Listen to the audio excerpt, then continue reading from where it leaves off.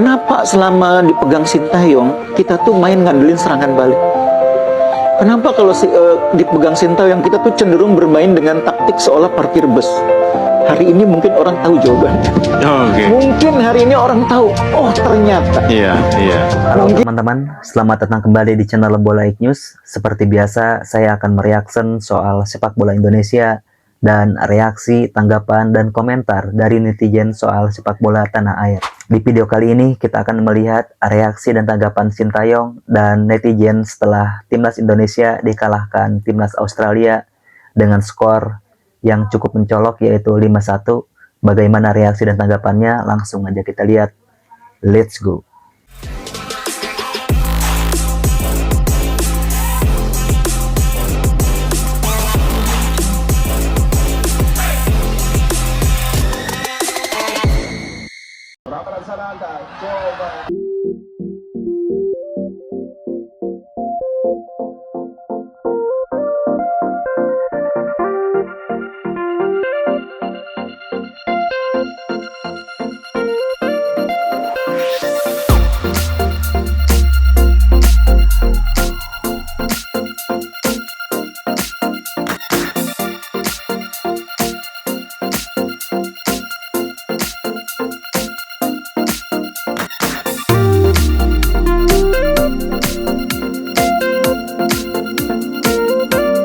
Oke, saya rasa sebenarnya nggak perlu terjadi ya, tapi gimana nama situasi pertandingan. Oke, Coach Nil, kita tahan dulu ya. Kita mendengarkan tanggapan dulu dari Sintayong terkait dengan kekalahan Indonesia. Itulah yang mungkin menjadi penyebab. Apa yang perlu dibenahi melihat tadi? 어떤 점들 좀 고쳐야 될 것 같아요. Pertanyaannya adalah 내가 볼 때는 그냥 시간이 없겠다 그런 느낌이 들었고. Ya, coach rasakan hanya satu ya. Tidak banyak waktu untuk latihan. timnas bermain terlalu naif tadi. Kenapa? Timnas bermain terlalu naif. 조직력이 좀 부족했다고 보여지는데 좀 어떠신지? 근데 그것이 바로 이제 시간이 부족하다 보니까 조준력도 부족했고 또 바로 모여서 선배 비서 훈련이나 이런 거 할 수 있는 시간이 없다 보니까 호주한테 당하지 않았나 생각이 든다고. Ya itu maksudnya. Kenapa kurang organisasi? Maksudnya kurang baik dalam organisasi. Kenapa? Karena ya kita banyak waktu untuk latihan dan itu pun sama ya alasannya kenapa kita kemaskan gol lewat set piece sama juga.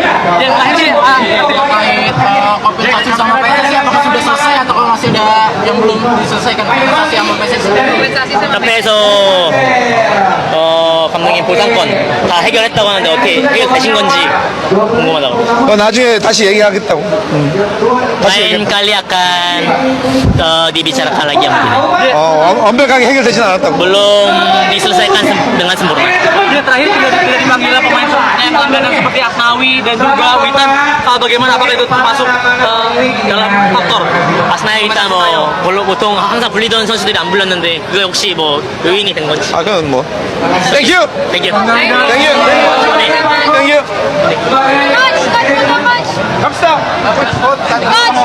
Ya, itulah tanggapan dari 15분이 남아있고 앞으로도 또 3경기가 더 남아있기 때문에 다 같이 한마음 한뜻으로 또 45분을 열렬히 응원하며 좀 더 좋은 결과가 나오지 않을까 생각하고 있습니다. Memang 45 menit tadi sayang sekali hasilnya 0-3 tetapi masih ada sisa 45 menit lagi dan juga masih ada 3 pertandingan lagi ke depannya. Jadi kita harus menjadi satu semua untuk mendukung timnas Indonesia semuanya. Coach Sintayong masih terus mendukung Indonesia kan? 물론 인도네시아를 좀 아쉽게 떠났지만 그래도 지금 경기 뛰고 있는 모든 거의 전 선수가 제가 키워내는 제 아들 같은 선수들이기 때문에 항상 제 마음속에는 항상 응원을 하고 있다고 보시면 되겠습니다. Memang dengan sayangnya harus meninggalkan timnas Indonesia tetapi memang anak-anak timnas saat ini memang hampir semua anak-anaknya Coach Shin juga. Jadi dengan hati senang Coach Shin pasti akan mendukung terus timnas Indonesia. Terakhir, apa yang paling dikangenin sama Indonesia? Kan kemarin tidur di Korea terus. Yang dikangenin sama Indonesia apa? Jebret ya? 하는 게 아니라 제가 좀 석연찮게 떠나갈 때 그래도 저한테는 많은 힘을 줬던 친구라고 생각하면 됩니다. Bukan karena lagi ada di samping Coach Shin, tetapi ketika meninggalkan Indonesia dia tetap ada di sebelah coach Shin dan mendukung terus. Jadi sedih aku. Sekarang ngerti kan kenapa Sinteyong pasang 5 back? Gini nih hasilnya, kebobolan sampai 5-1. Kasihan Martin Paes jadi nanggung semua serangan Australia yang bertubi-tubi. Sedangkan kita susah serang balik karena pertahanan Australia rapat banget. Respect banget sama Sinteyong karena waktu ditanya soal pendapatnya akan kekalahan Indonesia, dia memilih no comment daripada menjelek-jelekan pemain atau Patrick Kluivert. Padahal mah kalau mau ketawa jangan ditahan coach. BTW nonton bola bisa tap link di bio. Malu kan kita sekarang disorot media-media gede yang bilang kita buang STY dan rekrut pelatih Belanda cuma buat dipermalukan sama Australia.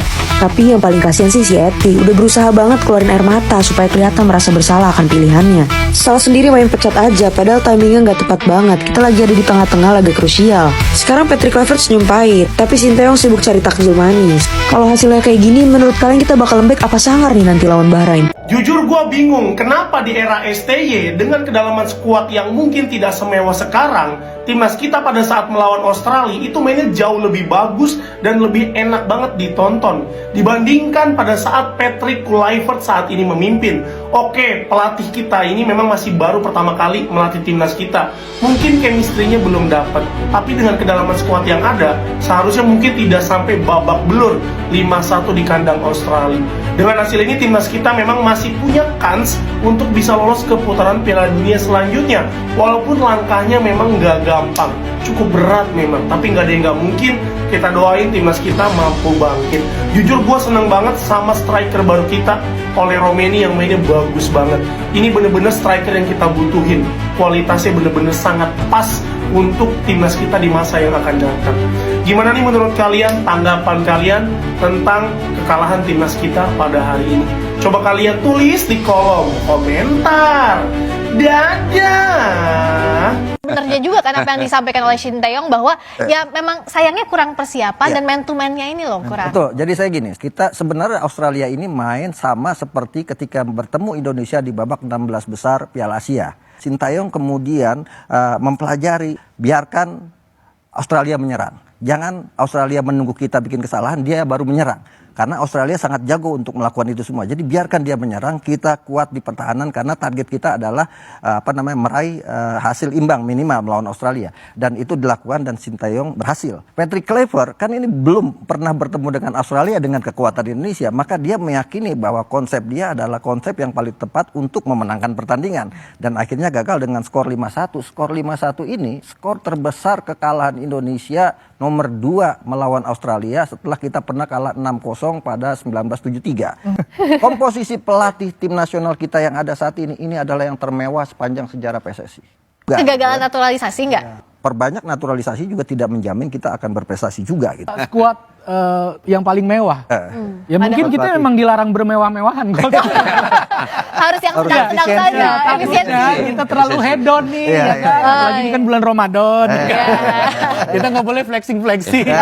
Kita harus rendah hati. Mungkin itu salah satunya, kita dilarang bermewah-mewah. Itu benar tuh kata Pak Ustadz tuh. Bener ya. Jadi tausiah Ramadan ya. Mungkin kayaknya kalau main bola ini kan nggak kayak main game PS ya. Jadi pemainnya bagus belum tentu juga langsung menang. Ya Betul. Tapi kalau saya penonton sepak bola tapi tidak seperti legend-legend yang ada di tengah ini, teman. Yang saya lihat tadi ada dari strategi Patrick Kluivert adalah ada beberapa pemain yang tidak biasa ditempatkan di posisi sebelumnya, apalagi di posisi klubnya. Contohnya Kelvin Verdong yang tadinya di fullback, waktu terakhir lawan Arab dia counter attack menghasilkan gol kedua Marcelino. Itu tidak di posisinya di babak pertama, dia main di gelandang. Terus ada Mads Hilgers, yang mungkin di klubnya yang tidak terbiasa main dengan 3 back. Ada Jay Eaton juga yang tidak terbiasa di klubnya main dengan defensive line yang begitu tinggi. Makanya gol-gol Australia semuanya menurut saya karena itu. Karena ya tadi kalau kita butuh waktu adaptasi, ya memang. Tapi kenapa seorang Patrick Kluivert tidak bisa membaca itu?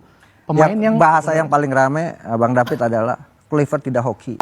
Kenapa selama dipegang Sinteyong kita tuh main ngandelin serangan balik?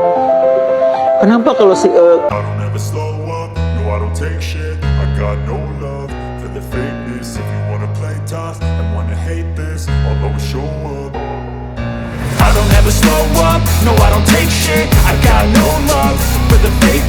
you wanna play tough and wanna hate this, I'll always show up and make a statement. I don't ever slow up, no I don't take shit. I got no love for the fakeness. If you you wanna play tough and wanna hate this, I'll always show up and make a statement. Everything I do so instinctive and so passionate. Every word I move so descriptive like an adjective. I got a vendetta against people who patented being negative when you should be getting after it.